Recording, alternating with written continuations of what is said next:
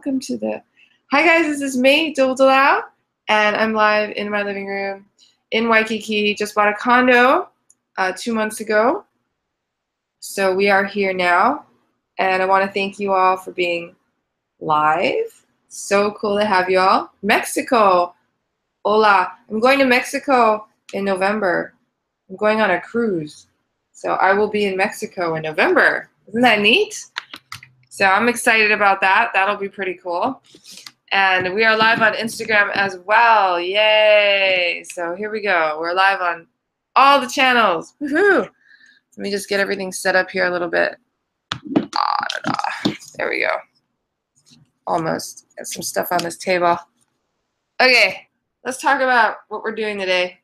So I started with Facebook Live first because I didn't broadcast there last week. I couldn't get it to work. So I'm happy that everyone's on today. And thank you for joining me, Ragamaga. Welcome to this live training. So what are we going to talk about? We're going to talk about how to avoid five real life examples of bad financial advice. Okay? So why do I call it? Hi, Felix, man. Hi, Cake Safe. Welcome to the scope. Welcome. Thank you for the hearts. So appreciate your love. Saludos desde Mexico. Ah, a lot of Mexico. Hola, hola. So I'm going to Mexico on a cruise. If some of you don't know me, my money situation was not very good 5-6 years ago. Hi, Yusuf129. Welcome to Periscope. Thanks for the hearts, guys. Hey, welcome, welcome. So 5-6 years ago, my financial situation was not good. I went into financial counseling. Bonjour, bonjour. Thank you for the hearts. So I went into financial counseling because I didn't have enough money to pay my debt, all my debts. I had about 7 at the time, and I was paying out like $1,200 a month just in debt payments. Hi, Milo. Long name. Welcome to Instagram Live. How you doing? Let me know where you guys are from. I know some of you are on from Mexico, which is cool. Thank you for joining me. So at any time, please tell me anything about who you are. Love to have you on. Hi, Mian007. Welcome. I'm in Honolulu, Hawaii right now, and I was just explaining who I am. So I used to have 7 debt payments a month, $1,200. Thank you. And it was a lot of work to pay off all these debts, right? So I got in a situation finally where I couldn't pay my debts anymore. All right. Hi, Joan Mom. Welcome to Instagram Live. Thank you for the hearts. So appreciate you guys. Love is, I feel the love. I feel the love. So I couldn't pay all my debts anymore, and I went into financial counseling. All right. And at the time, I was also bouncing checks. You know, when you write a check, some of you might not write checks if you're not in the United States, but I used to write these checks for money to pay things, and they would bounce, which means they would come back returned because I didn't have enough money in my bank account. Really appreciate the hearts. And so it would come back, and I wouldn't be able to pay it. And then on top of that, I would get a fee of $30 per check that didn't clear my bank account. So on one day, I'd had 3 bounced checks, paid $90 in fees. The problem was I didn't have $90 that day. So it's really disheartening when you're not doing well financially, and then you get these fees on top of it. And then you don't know how you're going to pay those bank fees, right? Hi, Instavia, welcome. So I was in a hard time, you know. It's like every time someone mentioned money, I didn't want to, you know, I didn't want to admit that I was bad with money, like really bad, like didn't know how to pay my bills properly, had no real skills with it at all, didn't know anything about how I was going to create a good financial future. And then I wanted to get married and didn't know if I could find someone who would marry someone who's so bad with money.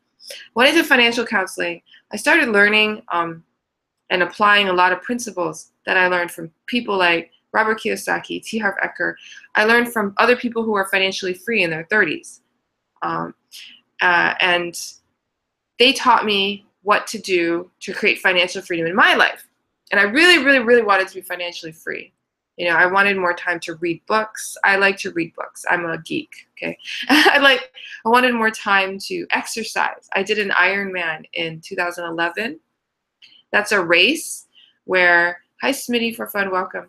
Ironman is a race where you swim 2.4 miles, then you bike 112 miles, and then you run 26, a marathon, right? Hi Prince Harry Albe, Welcome to Instagram Live. So I did an Ironman in 2011, and I really enjoyed being in shape, working out, feeling fit. And so I wanted more time, you know. Ideally, I wanted a life where I didn't have to work for money. I could do what I wanted, you know, explore my creativity, work out, be active, and just not have to work a job anymore. All right. So fast forward from the time when I was really bad with money, I had $47,000 in debt, $1,200 a month in debt payments. I only made about $35,000 a month at my job at the bank. Hi 053990. Welcome to the scope. In April of 2016, I paid off all my debt. And at the time, our family was making about $500 a month in passive income. Right? Passive income is money you make without working. So that's from investing, businesses that run by themselves without you working. So things that give you money without you having to work, right? And also in December of 2016, I quit my job. I no longer work at the bank. So now all I do is I'm a full-time mom. My favorite thing to do is being a mother. So I really value being a mom. I have a 4-year-old. His name is Jordan. I also have a wonderful husband. His name is Jamal, and I love being a wife to my husband. Thanks for the hearts. Hi, Abdul HK. Welcome to Instagram Live. Thank you for the hearts. I feel the love. I love being a wife, a good wife, you know. So I spend a lot of time now. Thank you. I spend a lot of time now looking up recipes because he recently became vegan. His cholesterol was high, my husband Jamal, and I've been cooking a lot of vegan food for our family and looking up recipes, and so his cholesterol has gone down, and he's healthier, and he's losing weight, he's feeling better. So these are the things I like to do. I like to help people become financially free. That's my current business. That's how I make my income. And I have clients who pay me to help them become financially free faster. Welcome to Facebook Live. How you doing? Introduce yourself. Tell me who you are. At any point, tell me more about yourselves, guys. Love to meet you all. So I finally do what I love to do for a living. I help people become financially free, and I am a full-time mom. I love it. And a full-time wife. And it's my favorite thing ever. So what do you want, and what is your dream? What is your goal? What do you want to do in your life? And if you tell me your goal now, hi, Rage Alex, you actually put more energy on your goal, because when you announce it publicly, and this is public, I'm someone who is not in your circle, and if you tell me what you want, it adds energy to it. Hello. So what do you want? What is your dream? So I always talk about financial freedom. So do you want financial freedom? Is that why you're here? And what is it that you're interested in? Maybe you're here because you saw me broadcasting. I'm in Hawaii, and you're just in Hawaii, right? I'll have to tell you this. To live in Hawaii and stay here, you need to have quite a bit of money, okay? It's not that easy to stay and live in Hawaii because the cost of living is so high and things like that. So we all have our dreams, right? The funny thing is, if you choose what you want and you know what you want, you can make it come true, right? Okay, so no one's piping in today to say what they really want, so we're going to pass that. But at any time, if you want to jump in and say, what I really want is this beautiful home where my family can live on the beach or in the mountains, or I just want to have time for myself to meditate, focus on what I love. Whatever it is that you want, you can have, right? Whatever it is that you want, you can have. So that's what I'm here to tell you about today. So today we're going to talk about some financial advice, some real practical stuff, 5 real life examples of bad financial advice and how to avoid them, okay? So the first one is really interesting. A lot of people are using their smartphones these days, right? And they have these apps and these applications that pop up that you can join or buy and put on your phone that add value, right? And there's one that's going on right now. If you go on mint.com, M-I-N-T, mint.com, that's a good application for putting in all your financial numbers and keeping them all one place, so you can keep track of your net worth, how much you spend, things like that. It's called mint.com. It's really cool. Now, how do they make money? It's a free website. They make money because they advertise things to you. All right. Hi, Nasya. Lots of numbers. Welcome to the scope. Where are you from? So anyways, they make money because they advertise other people's products, okay, on their website. And they also have information about you because when you put in your information about your money, they know how much money you have and all that. They don't tell other people, but they use it to advertise things to you. Hi, KLD7. So here's an interesting thing that happened recently. One of my mastermind members started using Stash. All right, there's this app called Stash. And I don't know anything about it except what he said, so I'm not here to say anything bad about the app itself necessarily. Hi, nice to see you on Instagram Live. Thanks for joining, KLD7. So this app, what it does is it automatically you pay a fee, $1 every month, and then it will automatically save money for you every week. Okay? So this is something that I have my mastermind members do anyway, except they do it, they just go open a savings account and they set up automatic transfers. So that costs no money at all. But this app will charge you $1 a month to do it. Okay? And it puts it in a fund. So it's not a savings account. It puts it in a fund, an investment fund. And at the time that my member was talking about it, it was making about 2%, the investment fund. All right? Now, his advice was to do this app. Like, this is an idea you could do. So that was the advice. Now, Divla06, welcome to the scope. The interesting about the advice, you do not speak English. You're gonna have a hard time if you don't speak English on this line. The interesting thing about the app is it makes 2%, right? You have to pay $1 a month. So the only way this app is good for you financially is if you have to know certain things about a person. Like, how much money are they going to put aside every month? How much money do they already make in yield? Like, this investment fund makes 2%, right? If they already make more than that, why would they use this app, right? Because it only makes 2%. So in order to give advice, good advice, you need to know more about the person's financial background, right? If you don't know any more about the person's financial background, you cannot give good advice, right? So in this case, the advice was given to another member who already has a high yield savings account making 1.25% or something, which is close to 2, with no fees. And this member does not put aside huge amounts of money every month, right? Because if you put aside, and their minimum was, I think, $5 a week. So if you put aside $5 a week and you're paying $1 a month, then you're actually paying is it 5%? Yeah, let's say you do 4 weeks in a month. That's, you're saving $20. $1 is a fee for $20 saved. That means you're paying out 5% of your money every month to this application, this app, just to hold your money. So you're paying 5% if you're only doing the minimum. Okay, so if you're only saving $5 a week, that's $20 a month, you're paying $1 in fees, you're paying 5%. How do you figure out the percent? You take the fee, which is $1, and you divide it by the amount you invested. So $1 divided by 20, and that's 5%. That's how you get 5%. So what this member realized after he talked about this app, right, and this savings thing, and he was doing the $5 a week. However, he was getting the fee waived for the first 5 weeks. Thanks. He was getting the fee waived for the first 5 weeks. All right, so that means he wasn't paying a fee. So in that sense, it was okay.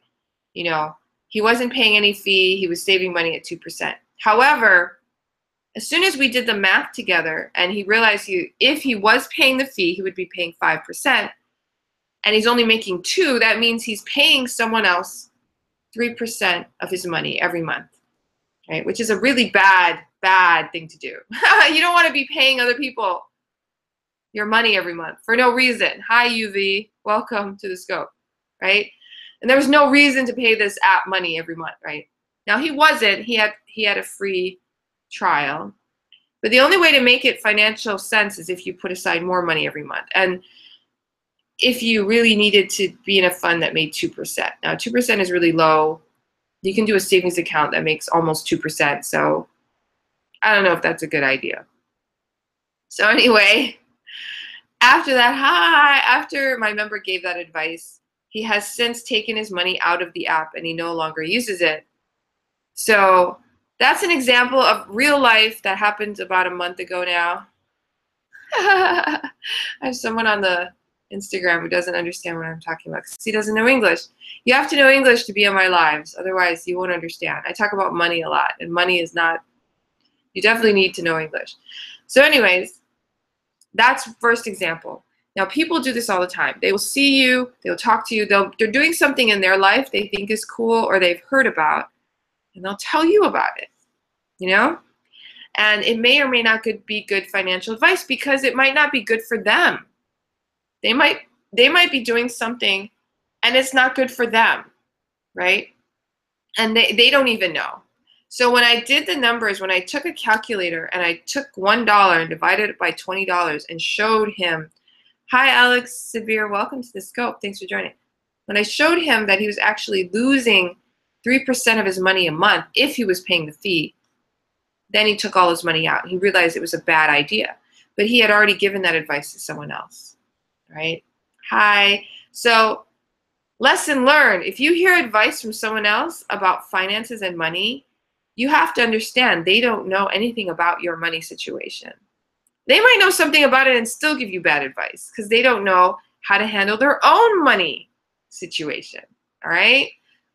So that's the first example. That's a real life example I just had. So it's pretty bad.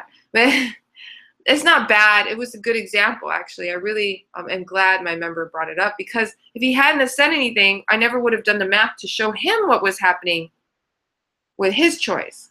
So it was very good that he brought it up. We had an opportunity to analyze it, and there you go, okay? Number two, okay? Hi, 135 Max, welcome to the Scope. Nice to see you. Okay, so number two that I think is not the best financial advice, all right? Thanks for the hearts, I really appreciate it, is whole life insurance, okay? People will say whole life insurance is a good investment.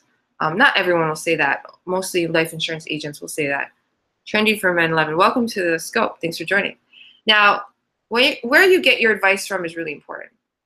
If you get advice from an insurance agent and he's telling you to get insurance, he's biased.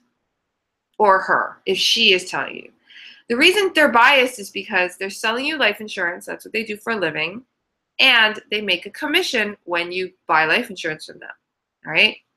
So you need to go take their advice and then do the numbers. All right? You have to do the numbers.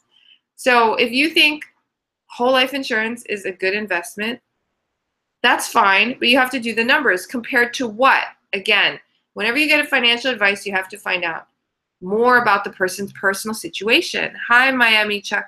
Welcome to the Scope. Just because you're giving this advice doesn't mean it's good for you. You might not be in the right situation for this advice. So whenever you hear someone give you advice, think about it. They're talking from their point of view. They may not know how to handle money themselves, and this might not be relevant for you.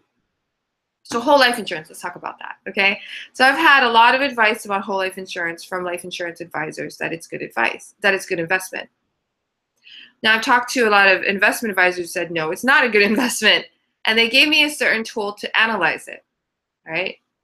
And the good thing was I was going around looking at these different tools and techniques and thinking about what is good and bad financial advice here, right? So this was the tool that they gave me. The investment advisor who said, no, whole life insurance is not a good investment. So I was like, okay, let's figure it out together. So if you ever look at whole life insurance and you have someone give you a quote, they're gonna give you they give you all these papers, and one of them has a table and it shows you how much money you will have in cash value at the end of so many years. Hi Habib M32, welcome to the Scope. And it goes all the way till you're like 99 years old, all right? And it'll show you how much cash value, and if you died, how much would you get? Thanks for the hearts. How much would you get if you died, right? Because life insurance, they pay you money when you die, right? That's the whole point of life insurance. So they have this whole table, and they give you that, all right? Now, the thing about the table is it looks impressive because you're like, wow, I'm going to have like $1 million, you know, when I'm 99, you know, like something like that, right? You're like, oh, that's cool if I live to be 99, right? So here's the thing about it. Most people don't save money at all right? Hi, Safari Radio. So most people don't save money at all. So if you don't, yeah, go ahead, add me on Periscope. Definitely add me. Become my friend. Love to have you guys. Be a fan. If you give me lots of hearts, I'll go back, look, and I'll follow you back later. If I see you in my list. Sometimes the list gets so long. I don't see people, but I will see you. I will add you. So if you never save money, then life insurance might be a good investment because it forces you to save. It forces you to save. So then, in that sense, it might be good for you, right? But if you already save money already and you're investing your money already, it may not be a good investment. The reason is in the first 10 years of saving, you have a loss because it's not a savings account, it's whole life insurance, right? So you're paying someone for insurance coverage in case you die. They'll pay you insurance. So for the first 10 years, if you just pay the premium, hi, Sis Diakov, welcome to the scope. The first 10 years, if you just pay the life insurance premiums, you will lose money, right? You will have less money in cash value than you put in. Hi, Sure, SH, welcome to Periscope. Thanks for joining.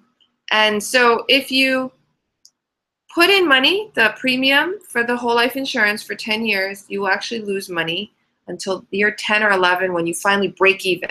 So the amount of money you put in is equal to the amount of cash value you have. So it's a very, very long-term saving strategy.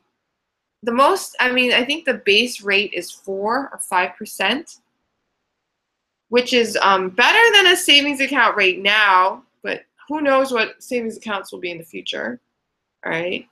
And could you do better in other places? And that's the biggest thing that people say. Can you do better in other places? Can you make more money in the market, you know, stock market? Can you make more money buying real estate? Can you make more money doing a business? And oftentimes the answer is no. Now, it depends though. If you never save money, then it might be a good idea because it'll force you to save. So you have to see if this is good advice or bad advice. Now, I had one member of my mastermind, and I learned all these things from members of my mastermind doing things, okay? He highly respected his insurance advisor, right? So he started a policy with the insurance advisor that paid $11,000 a year, whole life insurance. Interesting. A lot of people do surf in Hawaii, but not everybody surfs. I do surf, just not right now. I'm doing a webinar. Somebody's talking about, I thought Hawaiians all surfed and all this stuff. Anyways, member of my mastermind, right, got advice from an insurance agent friend, you know, someone he highly respects, that said to open a whole life insurance policy. And the friend told him to do that before he told him, I don't know if he told him or not, but he didn't have like a savings account plan. You know how you're supposed to put aside at least 3 to 6 months in your savings. Didn't tell him to do that. Told him to do whole life insurance for savings. Now, whole life insurance as savings, like I said, is not a good idea unless it's a long-term strategy, right? So, yeah, exactly. That's what I am, Alex. So, he took money, $11,000 a year, and put it into a whole life insurance policy. Now, that's not necessarily a bad thing because the guy, this member of my mastermind, never saved for all his life. The problem with the advice was he didn't understand what he was doing. He didn't understand how this whole life insurance policy worked. Hi, Iron Hammer 9. Welcome to the scope. And what happened was once he finally understood what was going on with his money, I like both, thank you. Somebody asked me if I like the sea or money more, and I said I like both. So what he didn't understand how the whole life insurance policy worked. So what he ended up doing was he took his money out.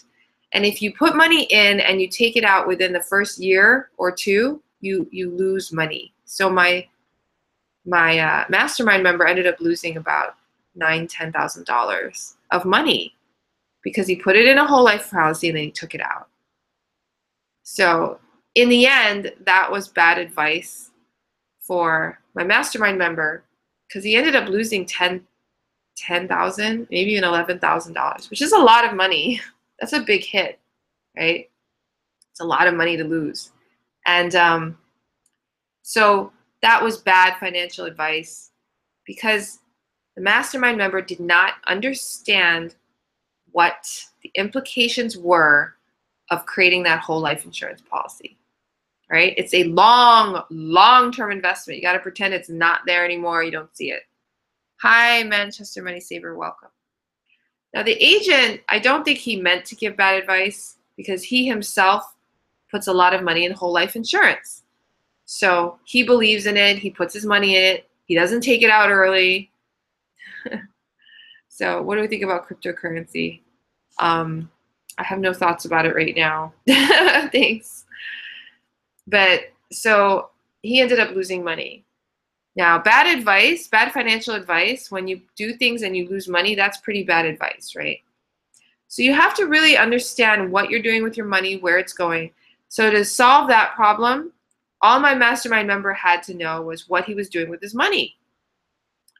And if I were him, I wouldn't have taken it out of the policy. I would have just left it.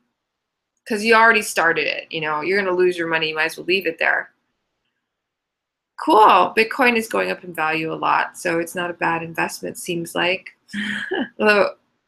Hi, Sakurai98. Welcome to the scope. So that's number 2. So he already pulled his money out, so I already lost the money. So I don't know. This is real life stuff going on, guys. So that's 2 students, 2 mastermind members who lost money from other people's their advice from a website, and the other was advice from a trusted insurance advisor. Now, like I said, I don't think it's black and white.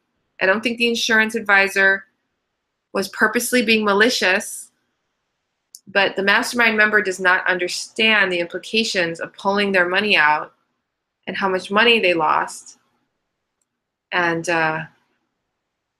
maybe they do, but they don't mind losing the money, which is unfortunate. Yeah, because that's a lot of money. $10,000 to lose is a lot of money. So that is another real life example of financial advice. So if you're going to do whole life insurance for investing, really understand what you're doing. Understand you should not touch the money for years, like long time.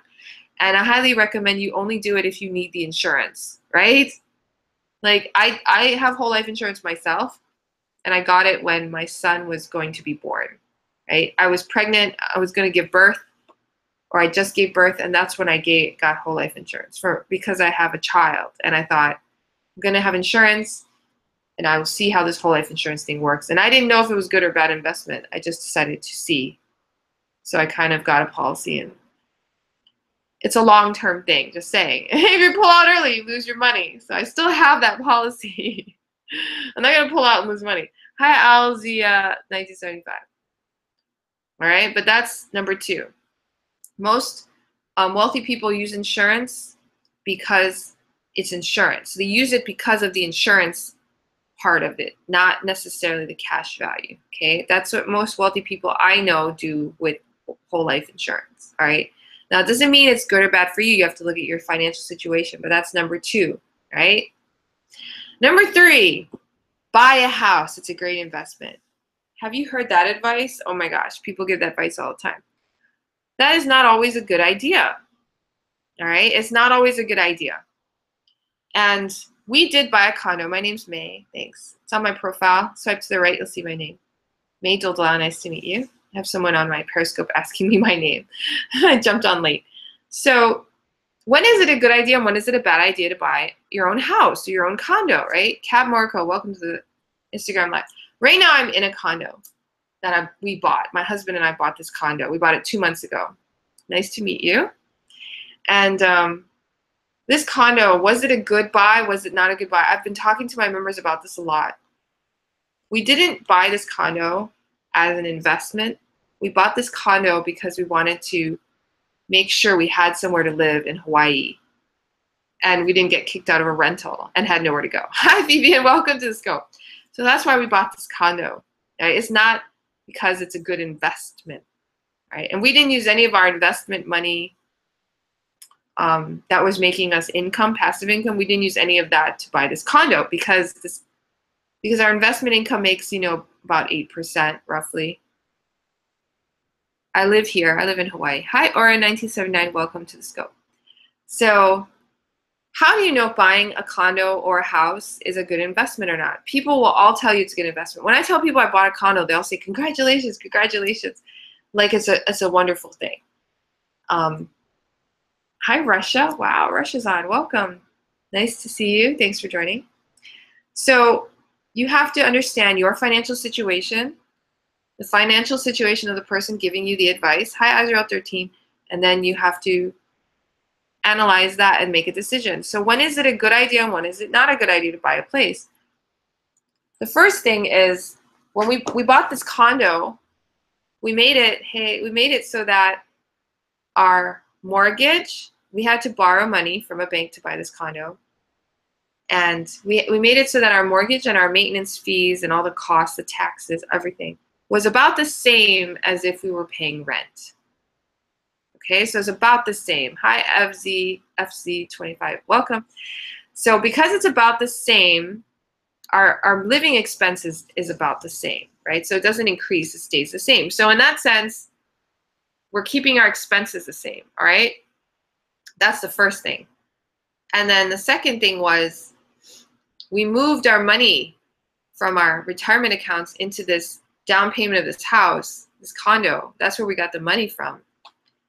And we did that because it was in the stock market and it was growing at maybe, I don't know, 3%, something like that. So we decided if we put it in here, it would grow at the same rate or better because we're paying the mortgage every month. And this is equity in a home. So we thought about it a lot for our own personal situation, thanks to the heart. And that's why we decided to buy this condo, right? And we like living in Waikiki, this area. So that's the whole idea, all right? And we have a parking spot. Now, is it right for you? A lot of people I know buy a house just because they feel like they have to buy a house. It's important. They should buy a house. Their parents have a house. They need a house, whatever. And they buy something way more expensive than what they're renting, okay? So they have a place they're renting, they buy a house, and then their rent doubles or triples, all right? So their expenses go up. And then I'm not sure, Alex. Their expenses go up. Hi, Ursan34, welcome to the Scope. And then they have no money for anything else. They have no money for saving, no money for investing. They have no money for travel. They have no money for their own health and wellness. They have to work their jobs harder, longer. They're stuck in their work. They see no way out. In that sense, buying a house is not a good idea, all right? So it really depends on your financial situation. Do you have enough money to buy the house? If you buy the house, do you still have money left over to invest and learn how to be a better investor, right? Do you still have money to save? Can you still travel, spend time with your children? If you want to quit your job, can you still do that? Most people in Hawaii, if they buy a house, they will put themselves in a financial bind. People create money, but not nature. Okay. Somebody says people create money and not nature. People do create money. This is true. So is buying a house good advice or is it bad advice? For most people in Hawaii that I know, it is bad advice to buy a house because it is too expensive for their living standard. It's too expensive for your living to buy a house in Hawaii for most people, all right? So for most people in Hawaii, it's better to rent. That being said, sometimes it is a good idea to buy a house, okay? If you can buy a house and you can rent part of it out and they pay for your mortgage and everything, then it's a good idea, right? And if you like doing that kind of thing, then it's a good idea. So is buying a house good advice or bad financial advice? It depends, right? It really depends, right? Buying real estate for cash flow, okay? So if you buy a place and you want to make money with it, all right? It's a good investment. Buying real estate is a good investment. This is number 4. I know a real person, real life, okay? And he bought an investment property with his brother. He bought a condo here in Hawaii, right? And he rents it out, which is not a bad thing, okay? However, he's paying $100 a year to keep this condo going. We can eat money when we spend all our resources, our planet, we can understand it. Not sure what you're saying, but thanks for participating. So they bought a condo and they don't make any profit. In fact, they're losing money and they have to pay out about $100 a year to keep it going. So is that a good investment? Depends how you look at it, because the renters are paying the mortgage, so most of it is getting paid and the equity is increasing. However, they're losing money every month. They're losing $100 a month. Now, Rich Dad Poor Dad, I shared this story last week where he was buying an investment property where he was going to lose $80 a month. If you buy an investment property where you lose money, then you can only buy maybe 1 or 2 like that. And then you can't buy anymore because you have to pay for your investment property, right? You have to pay for it. And it's like, how many can you buy? Well, it depends how much money you make. Now, he changed the deal in the book. He changed the deal, went back, he renegotiated the interest rate, everything.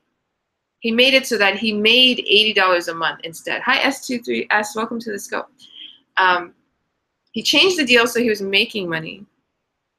Ruben, I don't speak Japanese. I do read a little bit of what you said. I think the best thing which we ever do, I'm not sure what you're saying. Thanks though for the heart. Thank you.